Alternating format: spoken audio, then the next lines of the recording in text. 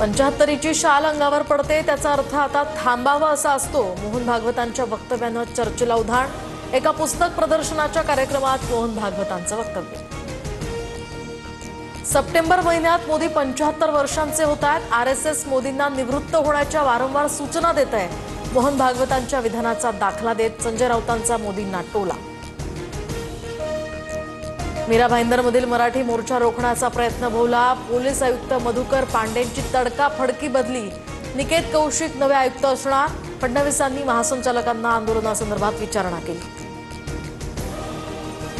विनाअनुदानित शिक्षकांच्या आंदोलनाला अखेर यश। अधिवेशन संपल्यानंतर 18 तारखेला हा 20% वाढीव पगार खात्यात जमा होणार।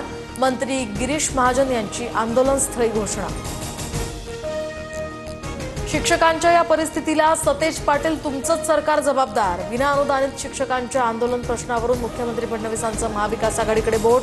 सरसकट विनाअनुदान संस्थांना परवानगी दिल्याचाही आरोप। उपमुख्यमंत्री शिंदे ओरिजिनल शिवसेना तर अजितदादा ओरिजिनल राष्ट्रवादी घेऊन बाहेर पडले। फडणवीसांची प्रतिक्रिया तर कायद्याच्या चौकटीत राहूनच नार्वेकरांनी योग्य न्याय दिल्याचंही विधान। गडचिरोली जिल्ह्यामध्ये वैनगंगा प्राणहिता यासह गोदावरी पाल कठाणी या 5 नद्यांना पूर। जिल्ह्यातील 22 रस्ते बंद। 6 तालुक्यांचा संपर्क तुटला। मासिक पाळीच्या संशयावरून शाळकरी मुलींची विवस्त्र तपासणी। शाळेच्या स्वच्छतागृहातील भिंतींवर रक्ताचे डाग आढळल्यानंतर शहापुरातील हा धक्कादायक प्रकार। पोक्सो अंतर्गत मुख्याध्यापिकेला अटक।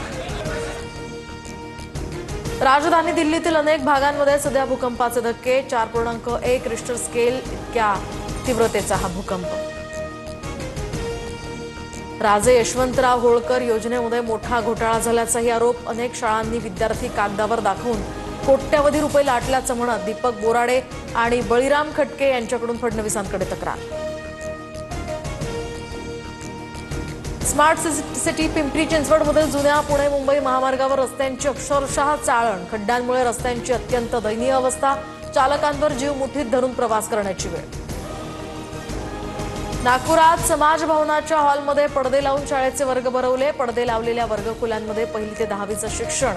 नागपूर जिल्ह्यातील शिवणगाव पुनर्वसनाच्या शाळेचं हे भीषण वास्तव।